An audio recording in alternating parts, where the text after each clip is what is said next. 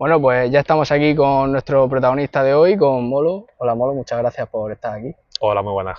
Y bueno, vamos a empezar con la primera pregunta, que es un poco de tu etapa de jugador. ¿Cómo es el Molo que empieza en Almería y cómo es el Molo que termina en El Ejido? La verdad que ahí hay muchos años de diferencia y hay una experiencia de vida que te mordea, ¿no? Como jugador y como persona. El molo de jugador de aquel chaval de 18 años que empezaba aquí, en este campo, cuando debuté contra el Castellón en segunda, pues era un chaval con una ilusión enorme, con mucha energía, con muy poca experiencia, evidentemente, y bueno, tuve varias etapas de ahí hasta el final de mi carrera, pues que me llevaron primero a ser un jugador distinto y luego sobre todo a ser una persona distinta, ¿no? Pasé por varias etapas, una primera etapa en la que pasé del equipo de mi barrio de jugar en preferente de juvenil a segunda división, a 2 años traspasarme a un Villarreal, pagando una cantidad de dinero que para mí en aquel momento era como que hacía un equipo pagando por mí.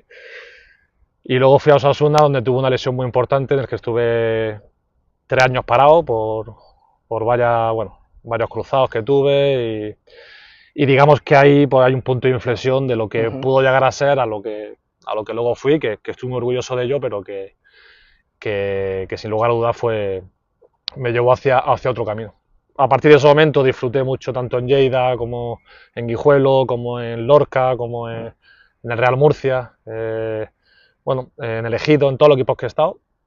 Y bueno, pues tuve que retirarme relativamente joven porque ese problema que te he contado de Osasuna, Sí, pues lo fui arrastrando muchos años y muchas operaciones y en el Ejido me dijo el cuerpo hasta aquí. era el momento ya de parar. Eso es. ¿Y cómo vives la transición de jugador a entrenador? ¿Lo llevabas pensando ya al final de tu carrera o es algo que ocurre después?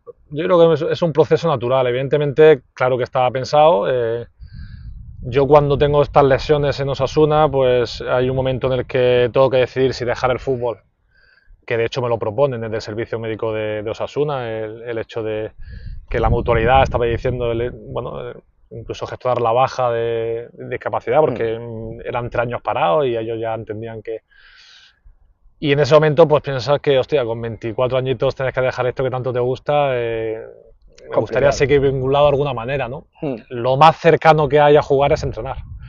sí, Y en Guijuelo conocí a un entrenador que es Imanol Idiáquez, que para mí es mi mayor referencia y gracias a él me enamoró de lo que significa entrenar, ¿no? Porque veía cómo gestionaba los equipos, veía cómo podía influenciar en la gente del vestuario y en ese momento, digamos que dije, hostia, que yo quiero hacer lo que hace este hombre, ¿no? Me gustaba mucho, ¿no? Y a partir de ahí, en ese año me saqué el primer nivel de entrenador y bueno, pues ya fui moldeando un poquito la idea que tenía de cuando lo dejara. Evidentemente, cuando lo dejé y salió Lleida, tampoco era previsto que tuviera un no. banquillo de segunda vez de un día para otro, pero salió y yo estaba preparado, me sentía preparado y bueno, la verdad que fue una transición muy dulce porque el dolor de Sí, dejar de jugar pues es menos dolor cuando sigues vinculado al deporte de esta manera y bueno, poder pisar el césped prácticamente todos los días, que es lo que me gusta. sí, al final seguías teniendo la pasión que se puede seguir siendo Eso es, entrenador.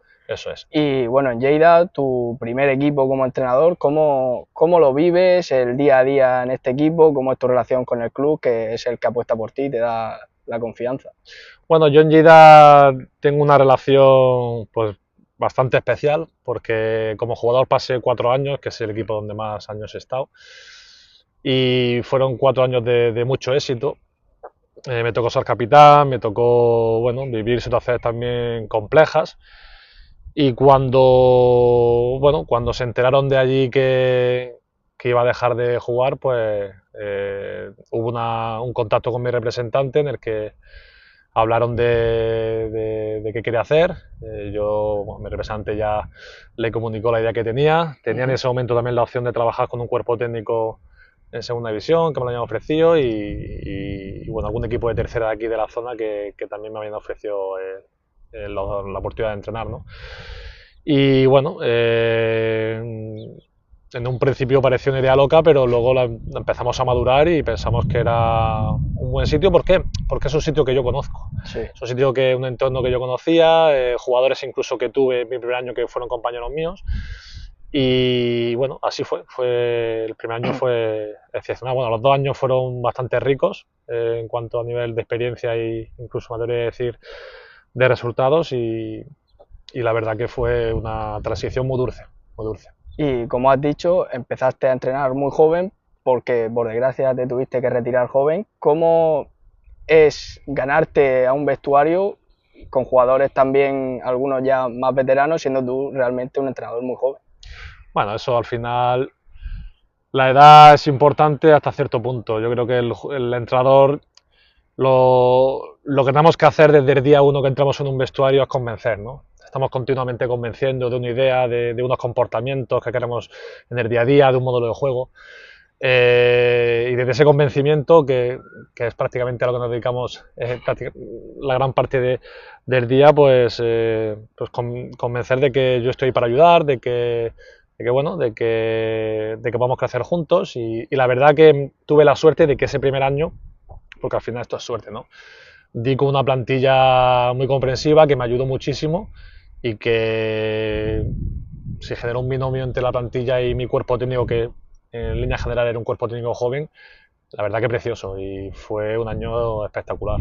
Pasó lo que pasó con el COVID, pero el equipo iba volando hacia arriba y no frenó ese bicho que vino en el mes de marzo, ¿no? Bueno, pues tras esta etapa comienzas en Águilas, la temporada empieza bien, pero a pesar de hecho te destituyen. ¿Cómo lo vives tú y cómo es tu relación con Alfonso García y con Gaspar Campillo?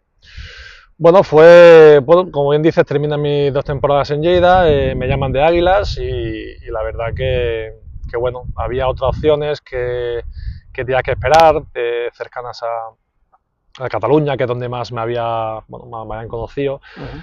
Me apetecía mucho estar cerca de casa, cerca de Almería y sabiendo que estaba Alfonso García en el proyecto, pues pese a que era un proyecto que venía de tercera división, me atraía mucho. Conseguimos confeccionar una buena plantilla, conseguimos empezar muy bien y en la jornada 10 pues deciden rescindirme y bueno, ¿cómo lo viví? Pues un poco con pena porque entendía que a nivel deportivo estamos haciendo bien las cosas, pero bueno, también te digo que desde el primer día pues veía que ellos exigían más, que pese a que estaban viendo buenos resultados, de hecho, bueno, las 10 jornadas primeras creo que durante 8 o 9 jornadas estuvimos en zona de playoff, fuimos líderes, pero parece que nunca era todo suficiente, ¿no? Y bueno, tomaron esa decisión, yo la respeté porque al final son los que mandan y bueno, acabó. Ahí no puedo entrar en si la decisión fue errónea o no. La relación, pues mira, en un primer momento acepté la institución. Después hubo un momento en el que Alfonso García hizo unas declaraciones después de un partido contra el Murcia, en el que venían de perder muchos partidos seguidos, cuando yo llevaba ya cerca de 2 meses o mes y medio fuera del equipo, en el que me responsabilizaba a mí de esto y me vi obligado, ¿no?, a hacer un comunicado y fue un poco desagradable, pero también te puedo contar que en el mes de marzo me llamó Alfonso García, que fui a su oficina de Urcisol y bueno, la verdad que fue una conversación muy agradable en la que se lo agradecí en su momento y bueno, le tengo de verdad, pese a que todo fue un poco rocambolesco, le tengo un especial cariño a Águilas. Tengo mucha relación con gente que trabaja en el club. El otro día, sin más lejos, fui a verlos contra el Lorca en el derbi provincial. No, el derbi no, porque es tercera y tal. Bueno, sí. Pero bueno, el derbi de la zona sí. que está. Y tengo mucho cariño pese a que fue corto espacio de tiempo, yo creo que fue bastante bonito y finalmente pues todas esas pequeñas diferencias que tuvimos las pudimos solventar con esa conversación y le deseo lo mejor a Águilas. Creo que está en muy buenas manos con Alfonso García, creo que ahora está en buenísimas manos con Pedro Reverte, que es un pedazo de profesional y espero que asciendan, que yo creo que está casi hecho, ¿no? Lo tienen ya casi conseguido. Pinta bastante bien. Y bueno, por último, el último club fue Lucas Murcia. ¿Cómo es la planificación de la plantilla junto a Miguel Linares y cómo vives también esta destitución? Bueno, pues me llaman en verano, tengo una reunión con Miguel, una reunión bastante extensa en la que, bueno, se van convencidos, yo creo, y a los 2 o 3 días, pues prácticamente fue muy rápido todo, ¿no? Cerramos, a partir de ahí iniciamos un proceso de planificación de plantilla que fue costoso porque UCAM venía de un año traumático, ¿vale? De un descenso de primera red a segunda red que la verdad que fue muy duro y bueno, hubo una reestructuración de todos los estamentos del club, de toda la plantilla, de hecho los 22 jugadores de ese año eran totalmente nuevos, el único que repetía era Mario Benza, o sea que es algo yo creo que inaudito en esto del fútbol, y entendíamos que, hostia, que teníamos muy buena plantilla, UCAM es un sitio con unos recursos y unas posibilidades brutales, pero que necesitábamos tiempo. Y bueno, tuvimos una pretemporada buena, con buenos resultados, conseguimos ganar en el campo herdense con la pretemporada ya avanzada, fíjate la temporada que está haciendo. Contra la Nucía, contra el Melilla y Hércules conseguimos resultados también abultados y las sensaciones sobre todo del feeling de la plantilla, incluso con la dirección deportiva, que nos felicita cuando acaba la pretemporada y nos dice que están muy contentos con el trabajo del día a día y con la gestión y la verdad que estamos muy contentos todos y muy ilusionados. 5 semanas después me echan. No terminas de entender esa destitución. Es respetable. O sea, al final yo siempre digo que la verdad absoluta en esto del fútbol no existe. Ni yo poseo la verdad absoluta ni nadie la posee. Pero evidentemente si le das un proyecto a alguien porque crees en él, pues en la jornada 5 no es inviable que el equipo le pidas todo lo que puedes hacer con tiempo, ¿no? Porque bueno, ahí están las clasificaciones en la jornada 5, ¿no? Está todo movido. Las primeras semanas son partidos muy complicados, muy competitivos, en los que siempre cuesta, ¿no?, arrancar en esa parcela ofensiva, en el que, bueno, al final te pones a pensar y de los 5 partidos, 3 jugamos fuera de casa y hubo 2 partidos que nos hizo mucho daño, el partido de Vélez y Torremolinos, que igual que lo perdimos y lo empatamos, pues en Vélez en la primera parte lo normal es que te vaya ganando y termine ganando el partido, y en Torremolinos que nos vamos en la primera parte ganando 2-1, en la segunda parte hay un penalti totalmente inexistente, a los 20 minutos de terminar el partido se nos lesiona un jugador que no tenemos cambio, acabamos los últimos 20 minutos con 10 jugadores, una serie de circunstancias, de detalles que te llevan a ese detalle que queda de un lado y otro, y eso al final en qué se reproduce, en sensaciones que son negativas y que parece que todo es un desastre.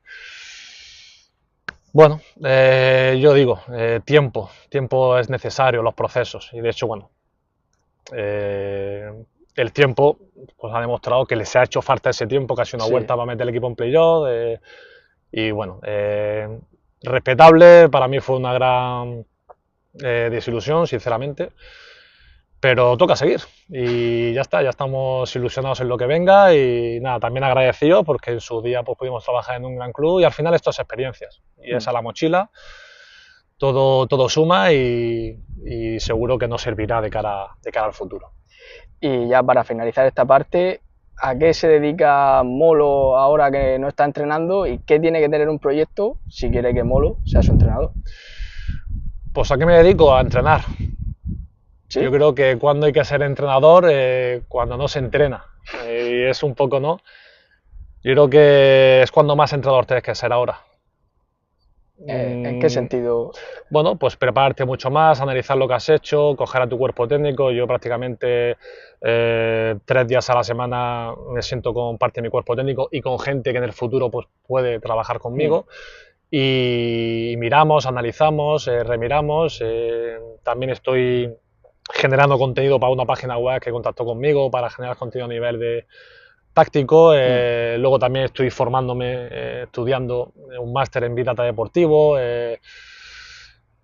analizando muchos partidos del fin de semana y aunque no estoy entrenando en el día a día, me estoy formando y de otra manera entrenándome a mí mismo para ser mucho mejor, ¿no? Entonces, esto no para, esto es un parón que también me está permitiendo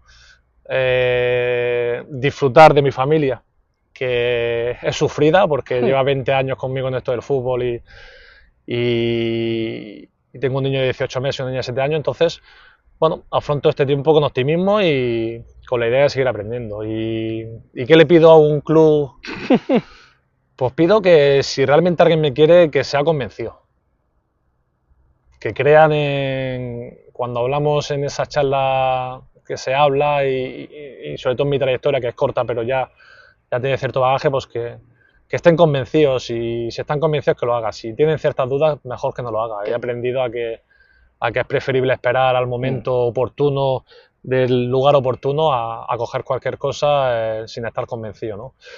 Es lo que pido, que tengan confianza porque al final un entrenador que estamos ahí en el banquillo siempre solos, necesitamos esa ayuda de todo el club para poder crecer y pido eso, confianza. Lo demás ya me encargo yo de que sea bueno.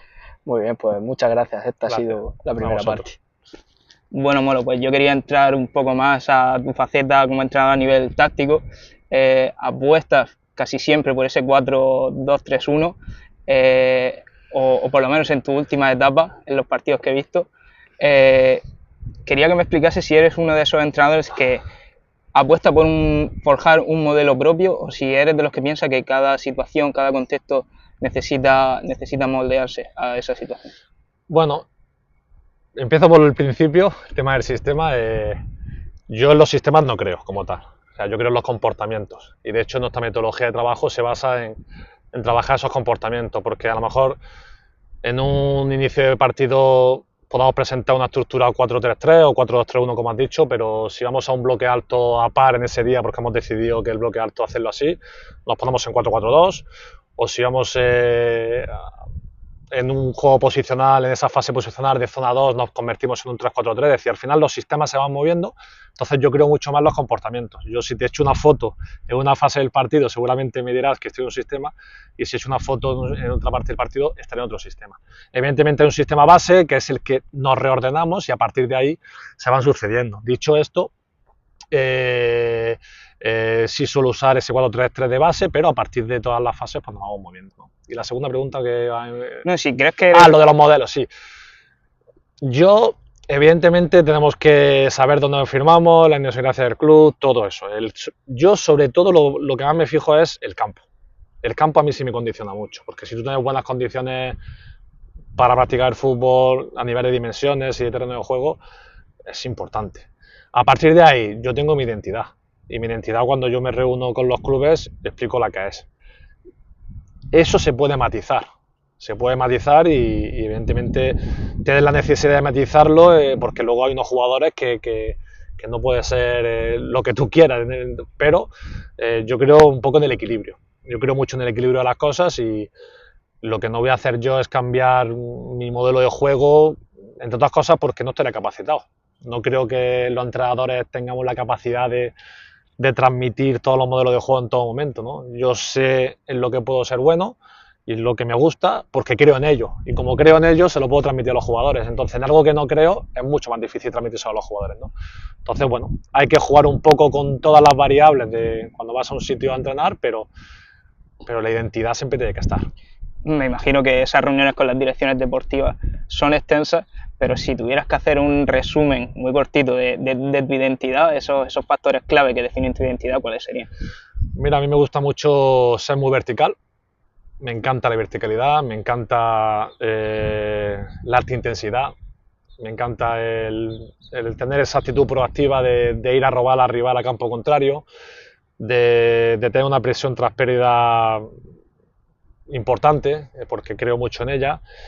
Y luego, evidentemente, darle la herramienta a los jugadores, pues bueno, si nos enfrentamos a un equipo que se mete en ese bloque bajo y tenemos que moverlo de un lado a otro, pues tener esa herramienta necesaria. Pero si me dices así a bote pronto, te podría hablar de eso, equipos de alta intensidad, verticales y bueno, en cierto modo, ordenados en toda la fase del partido para, bueno, trabajar esos comportamientos que te hablaba para, en función de lo que demande el juego, que lo vayan haciendo, ¿no? ¿Hasta qué punto crees que en estas categorías, primera, segunda ref, es viable jugar de ese fútbol más vistoso en el que se te encierran en bloque bajo y eres tú el que tienes que llevar la iniciativa? ¿Cómo se trabaja eso en categorías como primera, segunda ref? Al final el fútbol es muy evolutivo y si te das cuenta, si te echas la vista 20 años atrás, ha cambiado todo mucho. Antes, por ejemplo, los bloques altos ni existían, ¿no? Los delanteros no presionaban, ellos estaban ahí para... Vino Guardiola, empezó a meter a los centrales abiertos y, hostia, de pronto equipos intentaban, pero no me convenció porque era algo que hoy en día ya el que quiere salir de atrás, el propio Barça viene aquí al campo de Almería hace 2 semanas, intenta salir de atrás y le cuesta, ¿no? Porque al final va evolucionando. Entonces, con respecto a cómo superar líneas ante un bloque bajo, bueno, pues puede ser lo más complicado, porque al final la acumulación de jugadores ya te dificulta mucho eso. Pues ahí tienes que ver también los recursos que tienes, trabajar las superioridades, generar esa superioridad entre líneas en función de ciertos patrones del rival, en función de tus patrones. Bueno, no tengo una respuesta muy básica. Todo influye un poco de tus características, de las características del rival, pero nosotros trabajamos para eso, ¿no? Analizar dónde se le puede hacer daño y con tus armas pues buscarle esas debilidades que siempre existen en todos los equipos. De hecho, para estudiar eso nos has dicho que estás en un máster de Big Data. Además vemos tus redes sociales y vemos que estás muy activo con vídeos explicativos. Te iba a preguntar si crees que el futuro, pero ya directamente, si crees que es el presente, el Big Data en el fútbol. El Big Data suma, pero hoy en día creo que resta más que suma. Y lo digo con conocimiento de causa porque he estudiado un máster que estoy haciendo ya el proyecto de fin de máster, es decir, que me faltan 5 días para entregarlo. ¿Y por qué? Porque hay mucho desconocimiento. Entonces, cuando tienes mucho desconocimiento, pues al final crees que las métricas que hoy en día ponen, pues las puedes valorar de una manera, pero hay que saber contextualizarlas y saber de dónde vienen esas métricas y por lo que hay detrás de todo eso, ¿no? Entonces, creo que nos falta todavía cultura. Y eso con respecto a primera y segunda división. Con respecto a categorías bases, creo que no existe. ¿Por qué? Porque la base de datos de InstaScout o de Wisecout, que es de donde se nutre los datos del equipo de primera ref o segunda ref, son erróneas. Yo he podido comprobar en primera persona como el tajeo de los partidos, pues el dato no es correcto al 100%, con lo que al final estás tratando datos que no sabes si la veracidad es 100% correcta o no. En primera y segunda división no está media coach, está todo, y ahí los datos son fiables, pero en esas categorías más bajas creo que... Entonces, bueno, suma, yo por ejemplo, en mi metodología la tengo muy presente porque también gracias al dato puedes mejorar el modelo de juego, puedes mejorar la eficiencia de los entrenamientos, puedes hacer la verdad virguerías, pero creo que nos falta mucha educación todavía, educación bien entendida, sobre el tema, porque la gente ve métricas, ve datos y ya hacen análisis que yo lo veo en la televisión y digo, joder, si supiera esa métrica realmente lo que significa y dónde estás acá, bueno, creo que, pero posiblemente sea parte del futuro.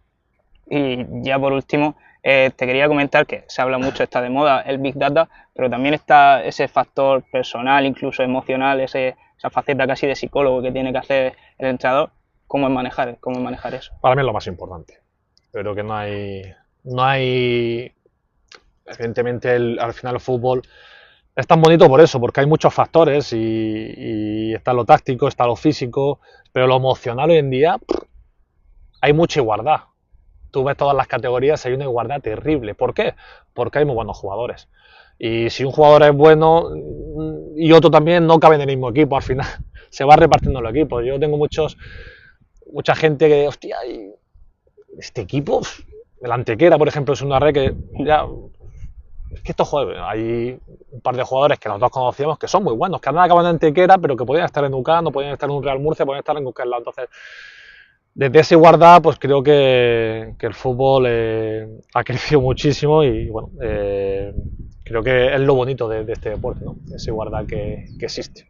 Perfecto. Para terminar, una serie de preguntas rápidas y después pasaremos a un juego que esperemos que vaya bien. Una formación. Bueno, vamos a quedarnos con un 4-3-3, pero insisto en que creo más en los comportamientos que en el sistema en sí. Un partido de tu carrera, tanto de entrenador como de jugador. Hostia, es que he jugado muchos. Mira, de entrenador sí tengo un partido que a mí me representa mucho por lo que le he dicho antes al compañero, que representa mucho la identidad de mi equipo, que es el último partido antes del COVID, un Lleida 3, Villarreal B0, el Villarreal de Miguel Álvarez, que tiene un super equipo, y y fue un partido en el que se vieron muchas cosas que a mí me gusta ver en mi equipo. Entonces me quedo con ese partido por el cómo fue, más que por el resultado. Y a nivel de jugador, hostia, he vivido ascensos, he vivido 5 playoffs de ascenso. En Lleida hubo momentos muy especiales. En Lleida hubo un Madrid-Castilla 0, Lleida 3, que fue brutal. Hubo un Leganés 1, Lleida 1, que marcamos el gol que nos dio el pase de eliminatoria en la última jugada del partido de córner, con el portero ahí enganchado, imagínate, el campo lleno, cantando que ya estaban clasificados y marcamos ese gol. Yo creo que es el gol que más he celebrado en mi vida. Y luego recuerdo con mucho cariño un partido con el Real Murcia, Creo que es el que va a decir. que fue brutal, el de Extremadura. Ah, no. El de Extremadura. Íbamos perdiendo 2-0.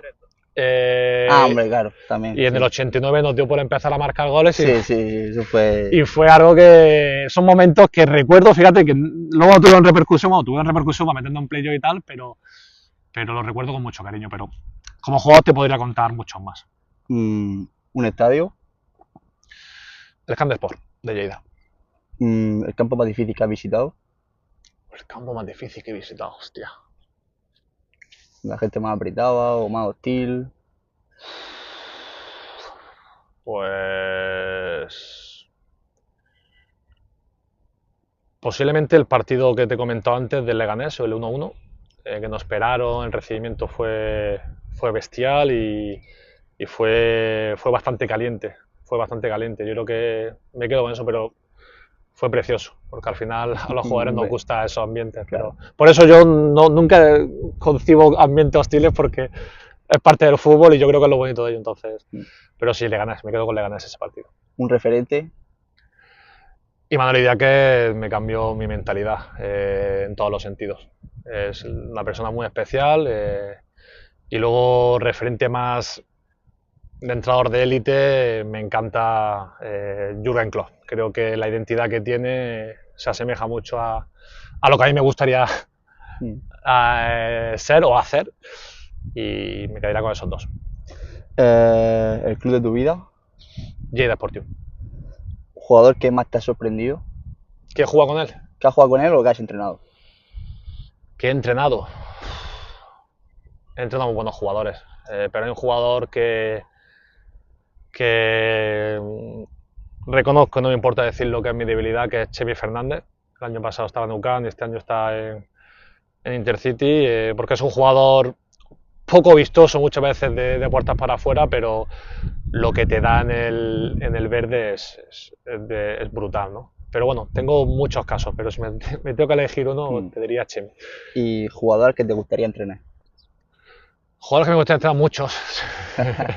Yo lo quiero entrenar en una atmósfera agradable, en el que pueda ejercer mi trabajo. Y lo que sí te puedo decir, que mira, esta pregunta es buena, creo que hay muchos jugadores desconocidos, y eso lo he aprendido a partir de mi etapa en Águilas, que por ejemplo cuando llegué había muchos jugadores que venían de tercera división, y en un primer momento puedes pensar que a ver, estos jugadores que vienen de tercera, sí para la categoría, y luego los entrenas y son jugadorazos, ¿no? El tema de Ramón Arcas, el tema de Iván Wíguez, de jugadores que luego dices, hostia, es que los tendría siempre. Entonces, yo creo que hay mucho por descubrir, con lo que no hay que centrarse tanto en qué te gustaría entrenar. Creo que es más bonito saber que hay mucho por descubrir y que hay jugadores que te pueden sorprender todos los años. ¿Un hobby aparte del fútbol? Es que todo está vinculado al fútbol, entonces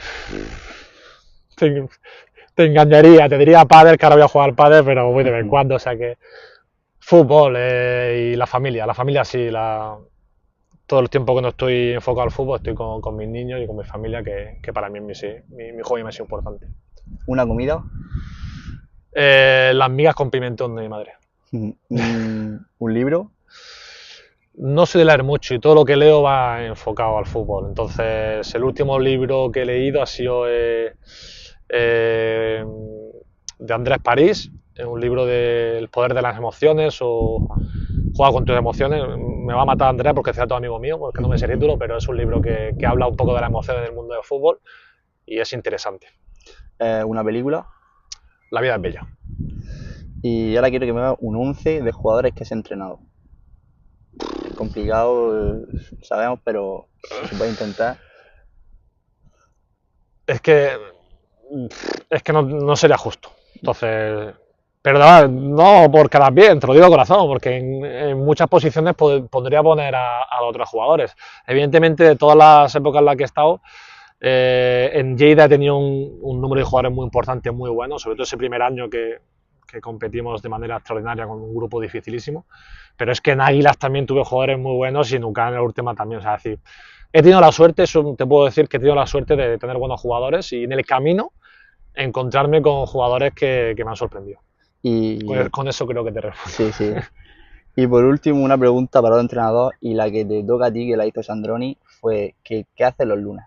El día de descanso después del partido que no se entrena, ¿qué se hace el entrenador los lunes? Es complicado y sé por qué lo dice, porque es cuando te viene el bajón. Yo lo llevo muy bien, sinceramente. Las instituciones, hay un momento de duelo, hay un mes que te tienes que curar. Esto te tienes que curar. Y yo me he curado ya de UCAM hace tiempo, gracias a Dios, y en Águila me pasó lo mismo. Y tú sientes que estás curado porque ya pues lo asimilas, ¿no? Es como cuando te rompes una relación con una mujer y lo asimilas, ¿no? Yo soy muy positivo. En mi vida me ha tocado vivir situaciones extremas dentro del ámbito deportivo, gracias a Dios. Y creo que todo viene por algo. Entonces, bueno, lo que me centro es en intentar ocupar ese espacio que queda libre en mi vida. Pues en este caso ha sido generando contenido para la página de Construyendo Fútbol, estudiando el máster de Big Data. Entonces ya el lunes cuando me levantaba sabía que tenía que hacer cosas, entonces tenía la mente ocupada. Pero entiendo muy mucho la pregunta de Sandoni porque es un día jodido en el sentido de que vayas a ver partidos y es el día de principio de la semana en el que... Pero yo lo he llevado bien, yo intento ocupar la mente con cosas que me llenen y, digamos, generarme pequeñas metas, ¿vale? Oye, este mes tengo que terminar de hacer esto, este mes esto.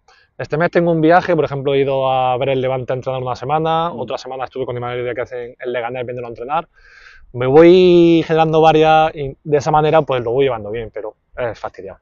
¿Y qué pregunta le quieres dejar tú al siguiente entrenador que entrevistamos? El mayor aprendizaje que has tenido tras tu última institución. Creo que de todas las instituciones hay un aprendizaje muy importante que te sirve para ser mejor entrenador. Y es una institución, no tiene nada que ver con lo táctico ni con... Y creo que es importante analizar el porqué de las cosas porque te pueden ayudar a futura experiencia. Ahora vamos a pasar con un juego que te vamos a mostrar una jugada de partidos que has jugado y partidos que has entrenado y creo que justo te la vamos a parar en un momento decisivo. Quiero que nos digas si es gol o no, qué partido es, cómo queda el resultado y cómo viviste, cómo recuerdas tú aquel día. Vale. Interesante, ¿eh? A ver, el primero... Lo que te voy a enseñar, sí, yo creo que lo vas a saber.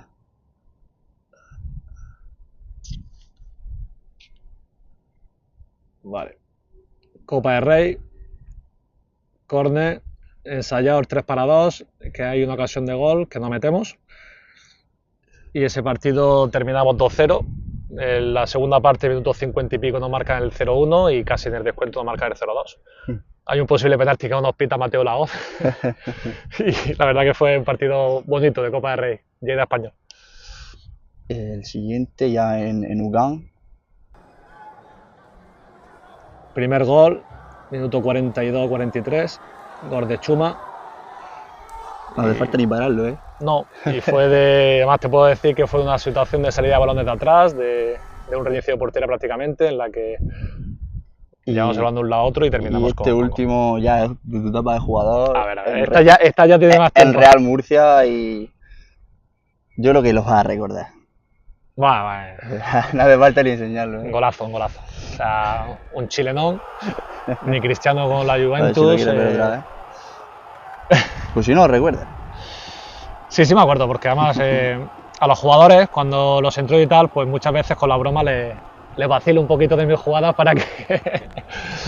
Pues fue curioso porque ese partido ganamos 1-2 y yo venía de una lesión y recuerdo que con 0-1 pues me cambió José María Salmerón, que llamó lo que nos hace falta ahí, que tal, y yo venía ahí rinqueante de la lesión que tuve y tuve una roca Rafal, que nos empataron a 1 y en el 94 pues marco ese gol. Y es curioso porque cuando llego al vestuario y me meto en el autobús, empiezo a mirar el Twitter y tal, y claro, de cuando fallé a cuando marqué el gol, bueno, era, o sea, pasé de hecho creo que fue trending topic en Murcia ese día y era como, madre mía, es malísimo tal, y de pronto eres Dios tal, y dije, esto es el fútbol. Eso es el fútbol.